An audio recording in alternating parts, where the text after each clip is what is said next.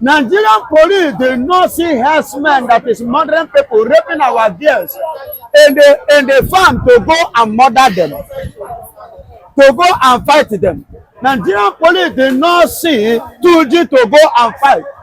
They did not see unknown gunmen to go and fight.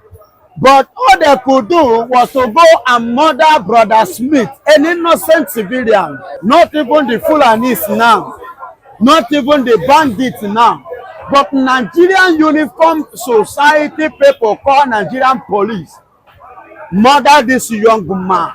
The future of Nigeria, I'll call it, are being killed, innocently by police, and nothing is being done. What can be? And Ekpa has come out to vow. He said he has vowed with the name of God to get the culprit of this wicked acts. What can I say to this? God bless you. God bless you, my beloved brother. You see the reason why I said I'm in support of Simon Ekpa. I love what he's doing. You see the reason why I said I'm in support of Mazen Namdekanu.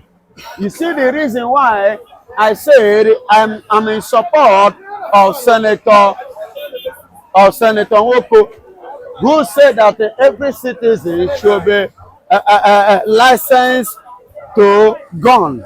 Because look at a young, vibrant boy. They say the youth are the future leaders of Nigeria.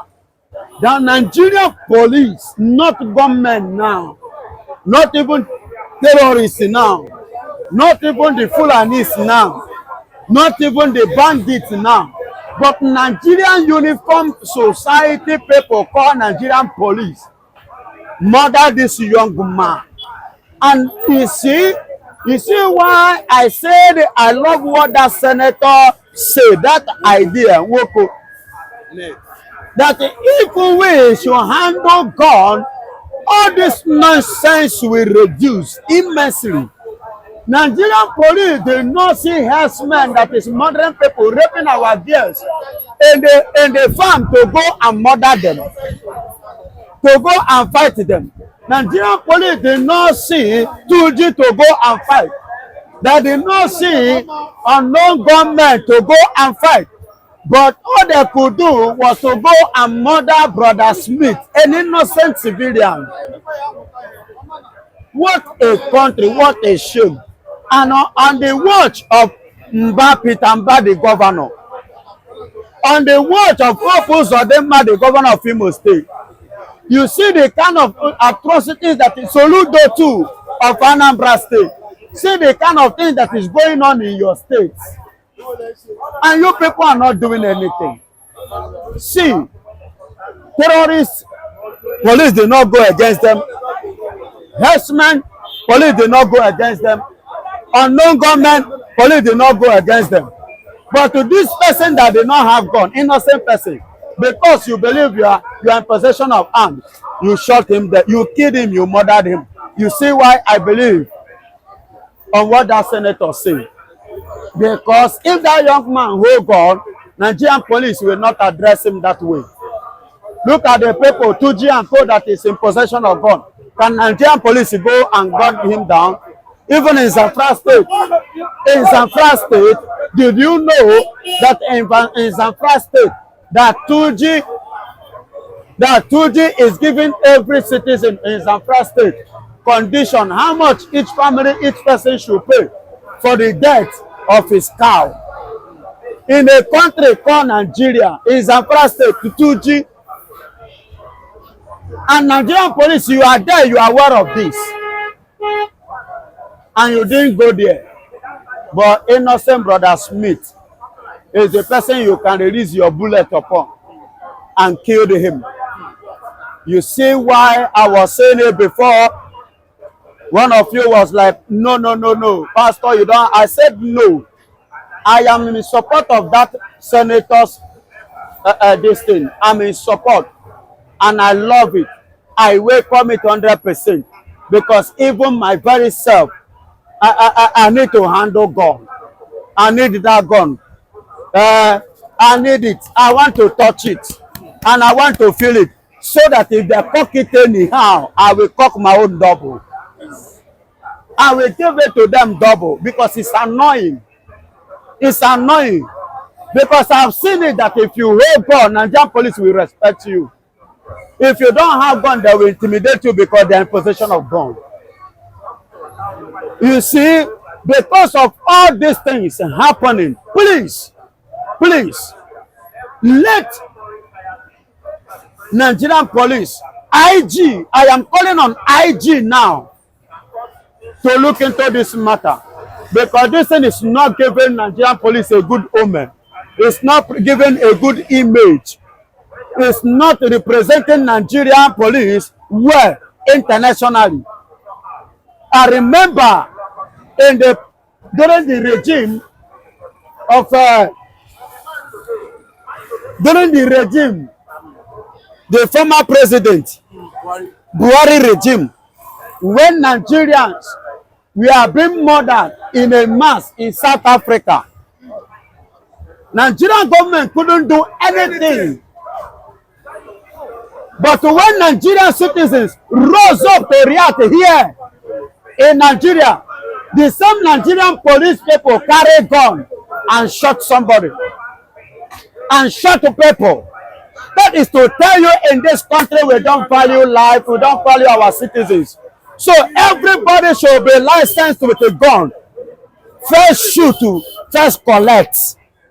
You hear me?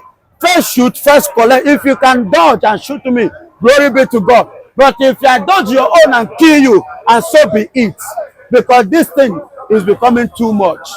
Nigeria is not secure, not even in the hand of the security personnel.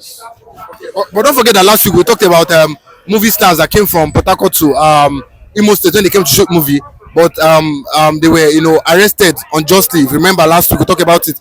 It's not hard time, just like you said now. If the citizens are allowed to hold gun, will this make the police sit up? Yes. Go to other nations like America. If you visit America, you visit Russia, you visit Israel, you visit other places. Don't forget we don't have the same culture. Don't forget we don't have the same culture. You said. Don't forget we don't have the same culture. And that is why biafra is very, very necessary and important. And that is why I love biafra. And that is why I am calling on biafra. Do you see?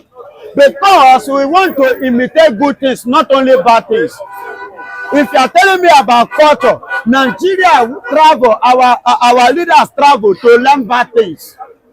When they come back, they will bring bad side, they don't give us the good side. During COVID-19 2020, they say sit at home.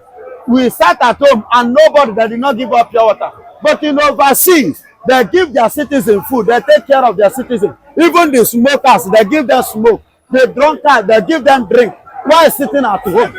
But in Nigeria, they did not give us pure water. Are you getting it? But they still lock us down. That is wickedness. So in Nigeria, don't tell me about culture. If they should learn how to do wickedness, let us do it. Because in overseas, this is their system. They don't apply that. Thank God for answers. Do you know that answers open many things, expose many things? That even the palliative that the Oyibo even help us with, that the so-called personnel, the wicked personnel that possess the corridor of power, they corner it for themselves. Thank God for answers that exposes many things. If not for answers, you and I wouldn't have known that such a thing was given for us. And so-called the power people in the corridor of authority corner it for themselves and their family. For how long shall we continue suffering like this in the hands of the uniformed people that are supposed to protect us? They are the ones now taking our lives. It is alarming. It's not encouraging. God bless you. The Nigerian military can engage him if it comes to that point, and we can see that, of course, he will not be able to stand that. Even if it's going to be one-on-one engagement between him and other people, that will be too funny to watch, because I can tell you that Asante Kubok will not be able to stand, few minutes of, physical combat with whoever that's involved in the military. Like trying to bastardize the already stretched Nigerian military, bringing them to the Asari Dokubo factor. If you leave Nigerian military to bring Asari Dokubo to where he thinks they cannot take him to, of course, let me assure you, 100% the Nigerian military will do that. The takeaway from the statement of that rogue officer general at the defense headquarters: or engaging bandits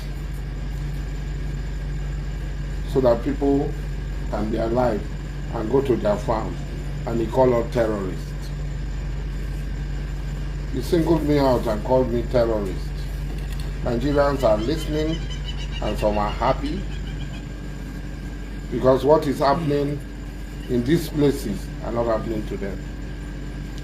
These rogue officers must be investigated and eliminated from our military if Nigeria is to move forward.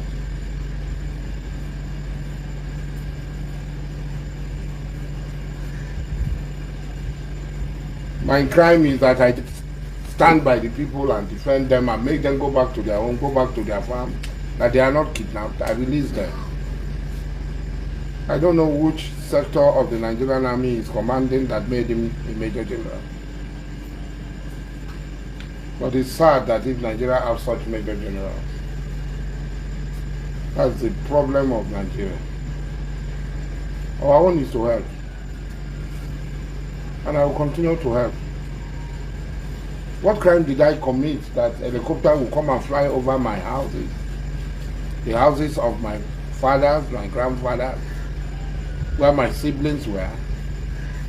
If I had not spoken out, maybe they would have dropped because we were not expecting them. And they would have done something to my siblings and myself and those who are with me. That an unmarked helicopter can fly up and down. Nigerians should ask questions.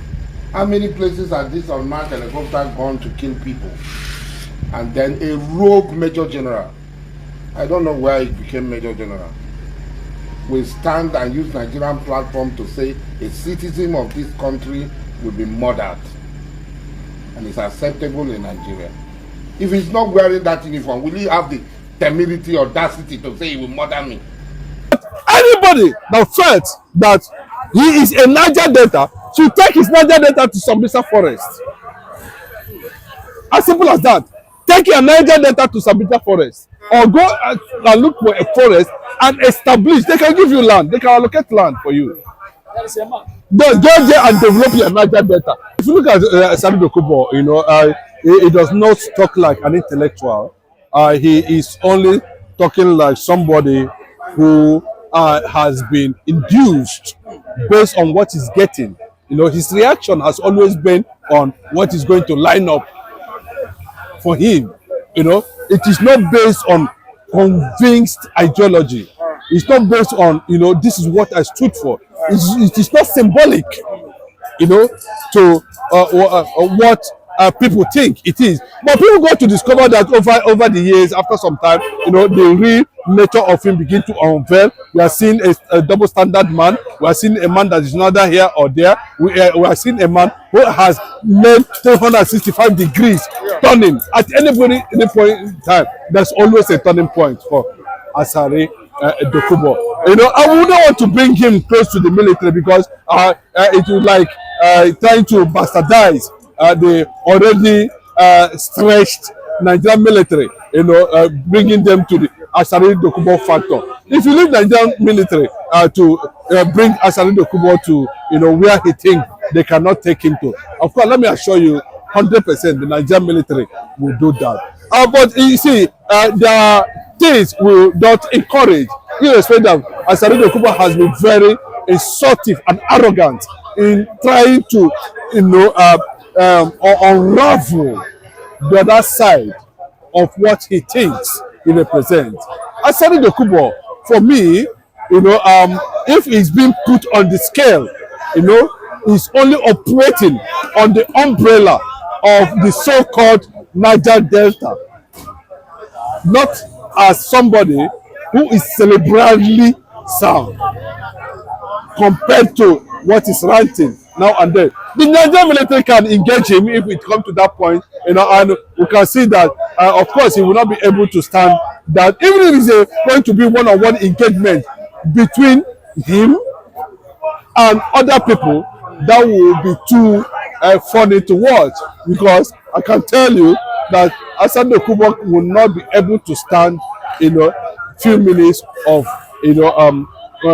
physical combat with whoever that's involved in the military, But away from that, responding to the military, it might not be something we want to discuss here deeply, because we are going to actually take us down to the issue that has to do with the human rights question, that of course is going to come in, and people are going to see some of those actions as being, abuse of human rights, and that is the area, reservations about his supposed contact and exchange with the military will have to come to a final bus stop, unless it is being proved otherwise, and there were reasons of,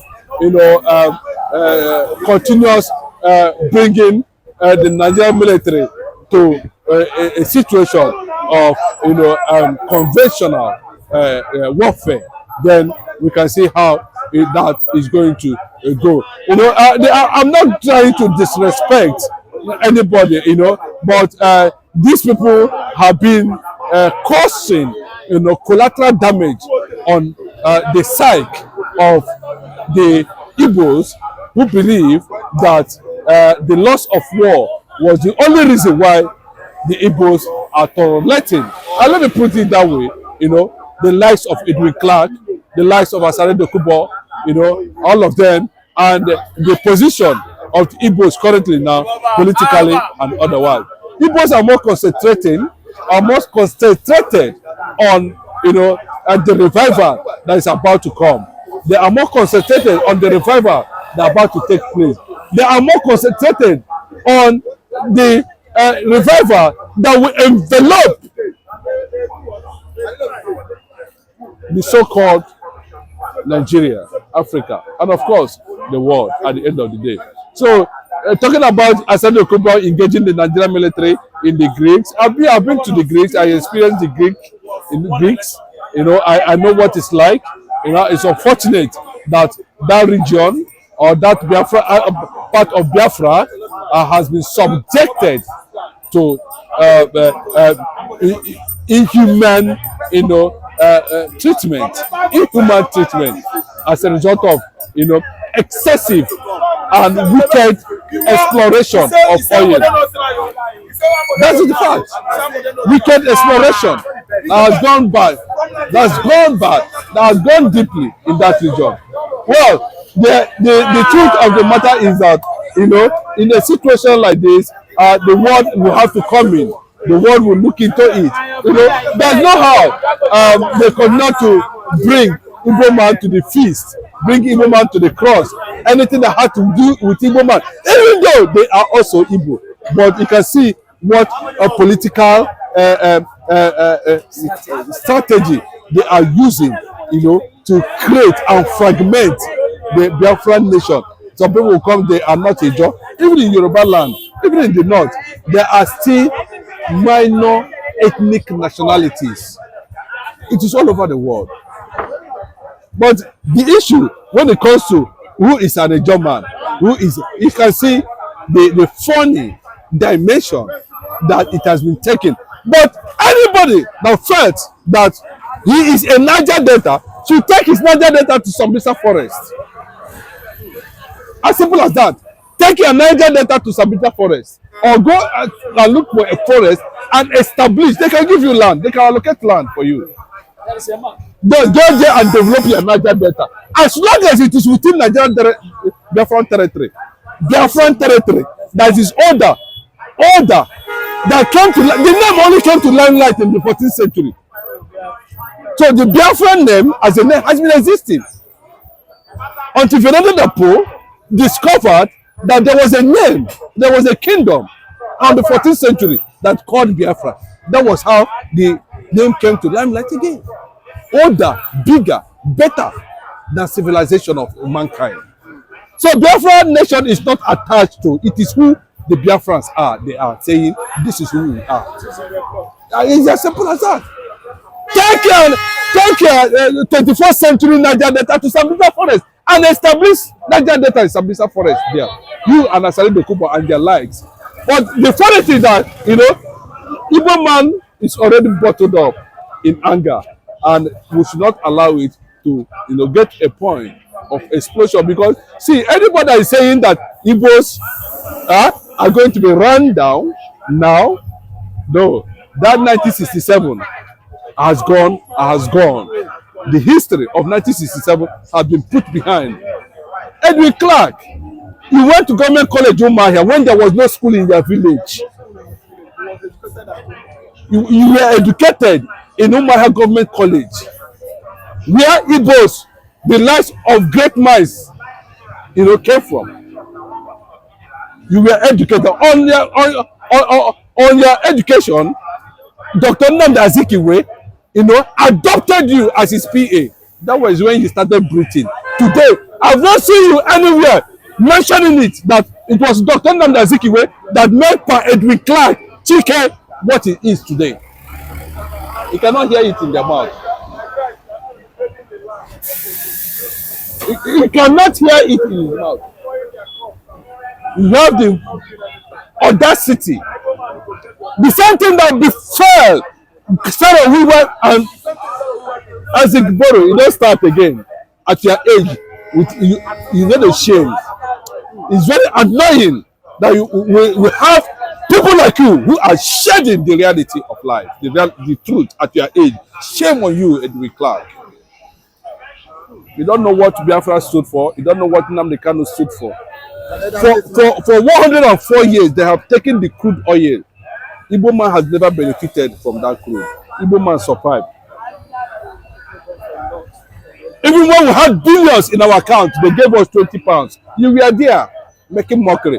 All this year, I say your harness this year, another releasing Nnamdi Kanu is because, see, another want to release Nnamdi Kanu, and you have started, you want to create another reservation, you want to become another block, tumbling block to the release of Nnamdi Kanu. Mazi Nnamdi Kanu is not like Edwin Clark. Mazi Nnamdi Kanu is not like Asari Dokubo. Mazi Nnamdi Kanu is not like your likes. He has a different mind and you have a different spirit. He has dwarfed your generation. Nnamdi Kanu has dwarfed everything that has to do with all your generation. They can never see his back because he stands on the side of reality and truth. That is the way to go. That is the truth. So when you see them dancing, that's their Niger Delta abracadabra, giraffing and mimicking the progenitors of the African race, the Igbo nation, the prince of Africa. Not be them go tell us who we are. The world knows who Igbos are. Not be by I get tired, then they carry away you. What have you been able to do? What has you been? Do you have a functional knowledge? Do you have a functional knowledge? That's what you see every day. The Igbos is under the sun because they belong to the sun. Even yes, you get burnt. As simple as that. You're under the sun. We are emitting. You know what is coming out from me is heat. Do you understand what I'm saying? What is coming from me? I belong to the sun. I'm a son. I reactivate it. You go down. 2 years after, Sarah Weaver called Ojukwu. Please help me talk to Abacha. Ojukwu say, good morning. Edwin Clark, you know, don't come. I'm going to start again. The God that fought for Israel, the God that defends this present Israel as a sovereign nation that have come to stay, that represent the symbol of generation of humanity. that represent the existence of divinity and supernatural power will protect the Biafrans. When Israel came in 1947, they took over their land. When Biafra will be restored, we will take every land that belongs to the Biafran territory.